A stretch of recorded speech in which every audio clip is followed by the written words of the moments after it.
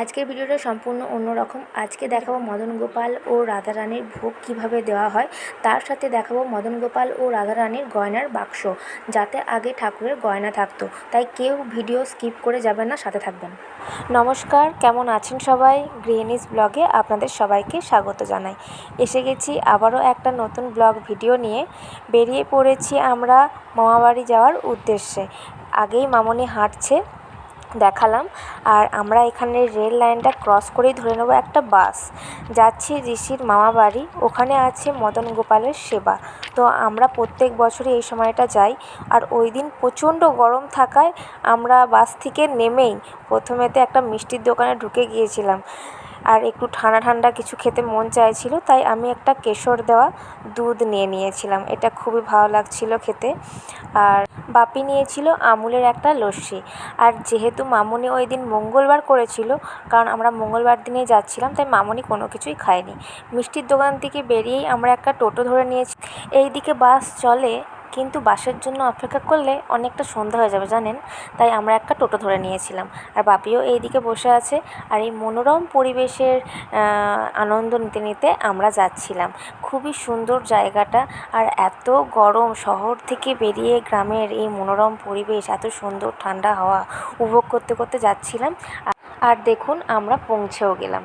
এখানে দাদু আর দিদা আমাদের জন্য অপেক্ষা করছিল। আর এসেই তো দেখে আমাদেরকে খুব খুশি। আর এতদিন পর আসছে, আমি তো একটা বছর পর এলাম। আর পেছনে দেখুন আমাদের মিনি বৃন্দাবন, যেটা আমি অনেকবার আমার ভিডিওতে দেখিয়েছি। তো আজকের ভিডিওটা এই পর্যন্ত। এটা হলো পরের দিনের, কারণ প্রচণ্ড ক্লান্ত হয়ে গেছিলাম আর ভালো লাগছিল না ভিডিও করতে। তাই আমি এটা পরের দিন সকালে অনেকটা লেটে উঠেছিলাম, অনেক হয়রানি হয়েছিলাম। তো কারণ রোদ গরমের জন্য অতটা রাস্তা এসেছি। আর অনেকটা দুপুরে আমরা বেরিয়েছিলাম, নিয়ে বিকালবেলা মানে সন্ধ্যে করেই প্রায় পৌঁছেছি বলতে পারেন, 5টা 5:30 এরকম টাইম করে। তো চলুন আপনাদেরকে এবার মন্দিরের ভিতরটা দেখানো যাক। এখন সবজি কাটা চলছে, কারণ ঠাকুরের ভোগ হয়। তো তো দেখুন, এই দিকেতে মামনি, দিদা, মাসি 3জন আছে, বাপিও আছে। এখান থেকে দেখাতে পারছি না, যেহেতু আমি স্নান করিনি, তাই ভিতরটা যাবো নাই ভাবছিলাম। তারপরে বললো, তুই তো মন্দিরের ভিতর ঢুকছিস না, এটা তো ভোগ মন্দির, কোনো অসুবিধা নেই। তাই আমি একটু সাহস করে ভিতরে এলাম সবাইকে দেখানোর জন্য। 5 দিন ঠাকুরের পালা চলে, 5 দিনই ঠাকুরের ভোগ রান্না হয়। আর দিদাও সবাইকে নিমন্ত্রণ করে এই 5 দিন। তো 20 জন, 30 জন, 50 জন, মানে এরকম হয়ে যায় নিমন্ত্রণ করতে করতে লোক সংখ্যা। আর আমরা এখানে মন্দিরে অপেক্ষা করছিলাম কখন ভোগ নিবেদন হবে। মামনি, মাসি আর ওইটা হলো দিদা। তো চলুন এবার গহনার বাক্স দেখানো যাক। গহনার বাক্স বলতে এই সিন্দুকটা অনেক পুরনো, এতেই আগে ঠাকুরের গহনা থাকতো, কিন্তু এখন লকারে রাখা হয়। যেহেতু এই জিনিসটা দর্শনীয়, তাই এখানে এইভাবে রাখা হয়েছে। আর এই দিকে আমাদের সূর্য এসে গেছে, মানে আমাদের পুরোহিত মশাই ভোগ নিবেদন করার জন্য। এবার আপনাদেরকে রাধারানী দর্শন করাই। দেখুন কত সুন্দর দেখতে আমাদের রাধারানী। এরপরে আসবে আমাদের মদন গোপাল, ভোগ নিবেদন করাটা দেখতে থাকবেন।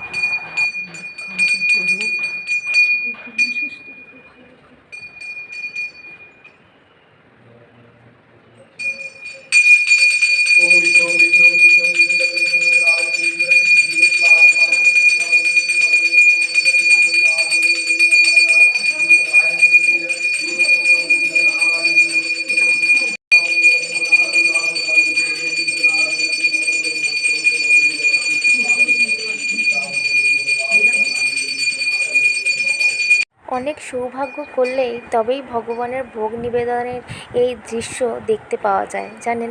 তাই নিজেকে সেই দিন খুবই ভাগ্যবান বলে মনে হচ্ছিল যে আমি ভগবানের ভোগ নিবেদনের এই দৃশ্যটা স্বচক্ষে সামনে দেখতে পেয়েছিলাম।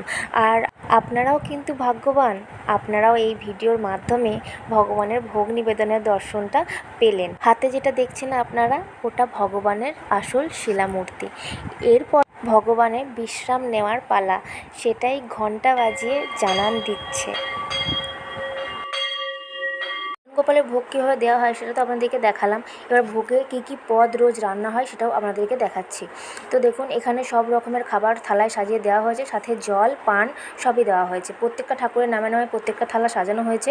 আর এই ভিডিওটা আমাকে নিতে সবাই বারণই করেছিল, বলে যে ভোগের ভিডিও নাকি নিতে নেই। তো আমি জোরবশতই ভিডিওটা নিয়েছিলাম।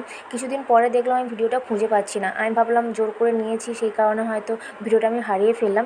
কিন্তু ভিডিওর গ্যালারিতে খুঁজতে খুঁজতে দেখলাম আবার আমি ভিডিওটা খুঁজে পেয়েছি। মনে যে ভয়টা ছিল সেটাও দূর হয়ে গেল, আর ভিডিওটাও আপনাদেরকে দেখাতে পারলাম। চলুন এবার ভোগ খাওয়ানোর দিকে যাওয়া যাক। ও মামনি কোমর বেঁধে লেগেছে কাজ করতে।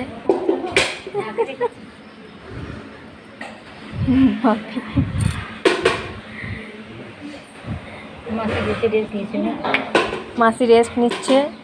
সবশেষে আমরাও বসে গিয়েছিলাম ভোগ খেতে। বাপির যেহেতু আগে খাওয়া হয়ে গেছিলো, তাই বাপি আমাদেরকে পরিবেশনটা করে দিচ্ছিল।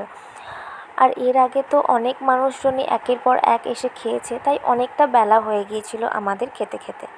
এইদিকে ভোগের রান্না হয়েছে দেখুন, শাক ভাজা, পটল ভাজা, ভেন্ডি ভাজা, আলু ভাজা, বেগুন ভাজা, আরও অনেক ভাজাভুজি হয়েছিল যেগুলো আমি খাই না, তাই আমি নিইনি। আর শুক্তো হয়েছিল, রসা হয়েছিল যেটা করতেই হবে, সাথে হয়েছিল পোস্ত, আমের চাটনি। চলুন আপনাদেরকে সন্ধ্যা আরতিটাও দেখিয়ে দিই। কাল যেহেতু বাড়ি চলে যাব, তাই আর নিজেও দেখতে পাবো না, আপনাদেরকেও দেখাতে পারবো না। তাই কমেন্টে সবাই লিখে যাবেন, জয় মদন গোপাল, জয় রাধারানীর জয়।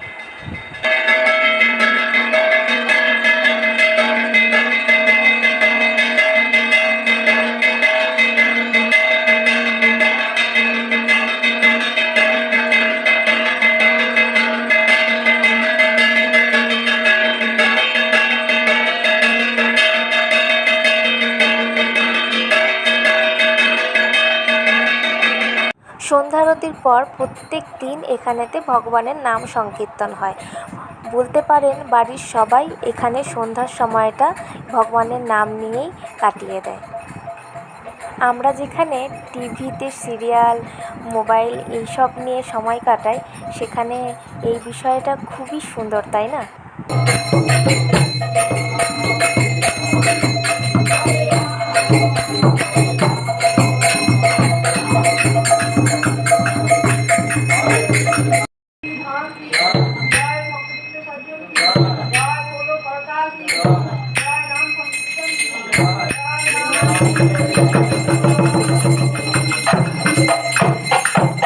চলুন এবার বাড়ি ফেরার পালা। ভাইও এসে গেছে বাইক নিয়ে, আর সূর্যটাও দেখছেন, সেও তার বাড়ি যাচ্ছে।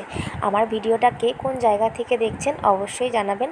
যারা ফেসবুক থেকে দেখছেন তারা আমার প্রোফাইলটাকে ফলো করে দেবেন, আর যারা ইউটিউব থেকে দেখছেন তারা অবশ্যই আমার চ্যানেলটাকে সাবস্ক্রাইব করে পাশে থাকবেন। সবাইকে ধন্যবাদ।